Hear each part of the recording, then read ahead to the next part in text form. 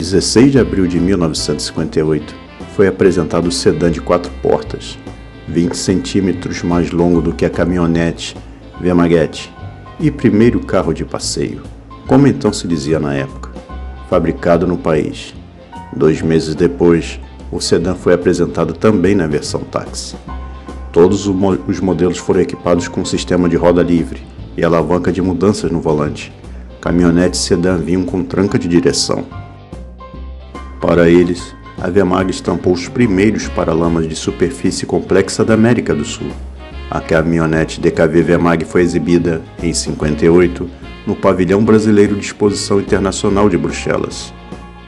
Além do fato de estar entre os primeiros veículos construídos no país, os carros DKW são historicamente importantes pelos avanços técnicos e conceituais que trouxeram para o cenário brasileiro, ainda dominado, com honrosas exceções, por grandes automóveis norte-americanos e antiquados carrinhos europeus com motor dianteiro e tração traseira.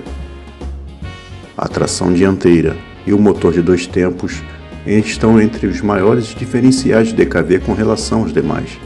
Quanto à tração dianteira, hoje de uso quase universal, a Wehrmacht foi pioneira e por muitos anos a única a utilizá-la no Brasil. Quanto ao motor 2 tempos, nenhum automóvel de série voltaria aqui a ser equipado com ele. Leve de construção simples, com pouquíssimas peças móveis, ao contrário dos complexos motores de 4 tempos, são até hoje comuns em motonetas e motocicletas.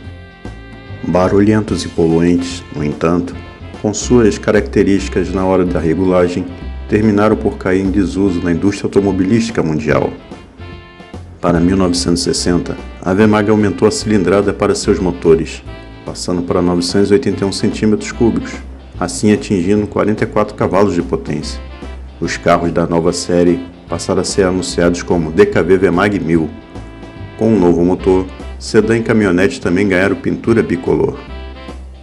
Em outubro, foram lançados os modelos 1961, do sedã e da caminhonete, com novos para-choques, estofamento redesenhado, novas calotas e sincronização da primeira marcha. Foram eliminados os frisos cromados verticais, que decoravam as tampas traseiras dos 2 carros. Estas novidades foram apresentadas no primeiro Salão do Automóvel. A empresa aproveitou a oportunidade para, finalmente, batizar os seus 2 veículos, chamados Belka, o sedã, e Wehrmacht, a caminhonete.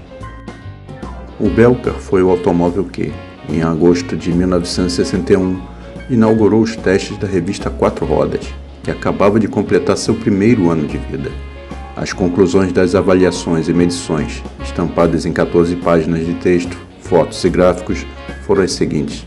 É um carro sedã de 4 portas, bem espaçoso internamente, causando certa surpresa aos que têm uma impressão contrária, pelas dimensões externas do veículo.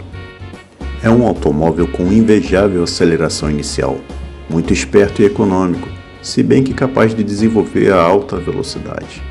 De construção simples em sua mecânica, apresenta-se ainda bem acabado, especialmente no que se refere à pintura. As competições automobilísticas, aliás, foram uma área na qual a Wehrmacht muito se destacou, desde 1958 apoiando a participação de pilotos independentes. Em 61, a empresa criou um setor esportivo, no que mais uma vez foi pioneira entre os fabricantes nacionais. Comandada por Jorge Letri e trabalhando em estreita colaboração com os departamentos técnicos da fábrica, a equipe de competições Wehrmacht, com pilotos como Bird Clemente, Mário César de Camargo Filho, Marinho e Norman Casari, conquistaram inúmeras vitórias e competindo com equipamentos muito mais potentes. 1964 foi um ano de importantes melhorias para a DKW. A mudança do sentido da abertura das portas dianteiras do Belka e da Wehrmacht, que sempre eram criticadas, abriam de frente para trás, e a adoção do sistema Lubrimat para a lubrificação do motor. Até então, o óleo lubrificante tinha que ser adicionado à gasolina sempre que o carro fosse abastecido. Com o novo sistema, o óleo era invertido no pequeno reservatório. Além destas novidades, a face superior do painel foi estofado e as portas ganharam diversas melhorias. Novas maçanetas de botão, dobradiças embutidas e revestimentos internos e vedação melhoradas. O Belka Luxo, por sua vez, recebeu bancos reclináveis, faróis de neblina, e Ré e rádio, transistorizado, a última palavra em eletrônica na época. A linha Vemag 64 levou o nome de Série 1001. Seus carros então já alcançavam um elevadíssimo índice de nacionalização, de 99,82%, com apenas 600 gramas de material importado por veículo. Os modelos 65 foram lançados no quarto Salão do Automóvel, em novembro de 64. A partir de 62 a mostra passou a ter bienal. A Vemag chamou os Belka e Vemag de Rio, em homenagem ao quarto centenário da fundação da cidade do Rio de Janeiro. Os carros receberam pequenos ajustes técnicos e estéticos. Dentre os últimos, novos para-choques, grelha da grade com novo padrão, luzes de direção na cor âmbar e retoques no estofamento e revestimento interno. Do ponto de vista mecânico, novo filtro de ar, molas com lâminas de poliuretano entre as folhas, roda com maior número de furos, intervenções na embreagem, freio e silencioso. A linha 1966 trouxe mais algumas alterações. Os para-choques do Belka e Vemaguete foram outra vez modificados, tornando-se mais largos nas extremidades, e os sinalizadores dianteiros mudaram de formato. No Belka, o corpo plástico das lanternas traseiras passou a ser metalizado. As lanternas dianteiras do fissore mudaram de formato e foram deslocadas para a curva externa do paralamas.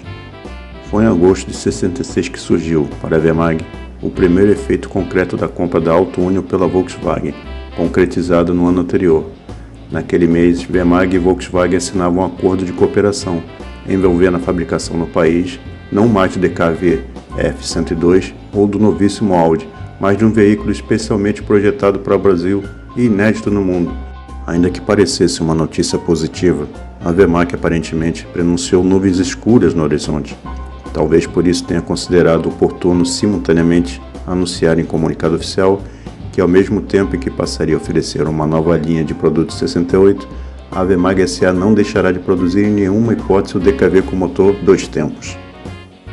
Em setembro, foi fabricado o DKV nacional de número 100.000.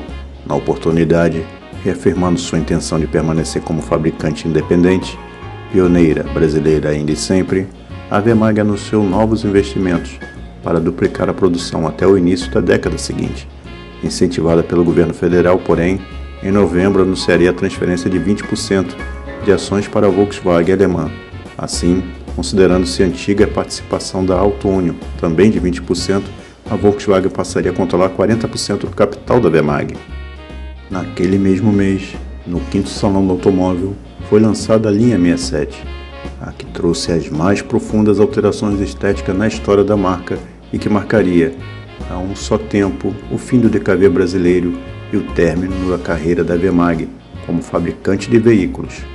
Sob o lema Cara Nova e Corpo Forte, Belka e Vemaguete mostraram dianteira totalmente nova, com faróis duplos e larga grade de elementos horizontais tomando toda a frente dos carros. Para-choques e lanternas traseiras também eram novos, assim como as lanternas dianteiras. A Volkswagen veio reduzindo mensalmente a produção do DKV, até alcançar nível irrisório em outubro. Em 3 meses foi demitido quase a metade da força de trabalho.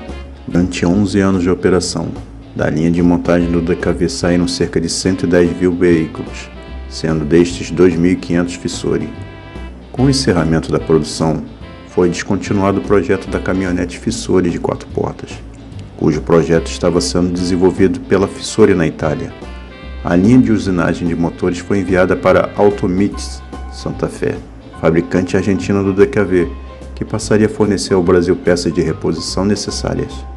A ferramentaria foi utilizada para preparar os moldes de estampagem do novo Volkswagen 1600. Em 76, a Volkswagen desfez da Vemag, que continuava como personalidade jurídica própria, vendendo seu controle para a Montreal Engenharia, que alterou a razão social da empresa para Montreal Empreendimentos, Comércio e Indústria S.A. Em 2006, exatamente 50 anos depois de saírem dos seus portões de primeiros automóveis fabricados no país, as antigas instalações fabris da Vemag foram demolidas para dar lugar ao anexo de um shopping center. Obrigado por assistirem até aqui nosso vídeo. Curta, compartilhe. Se não for inscrito ainda, se inscreva. E até a próxima, pessoal!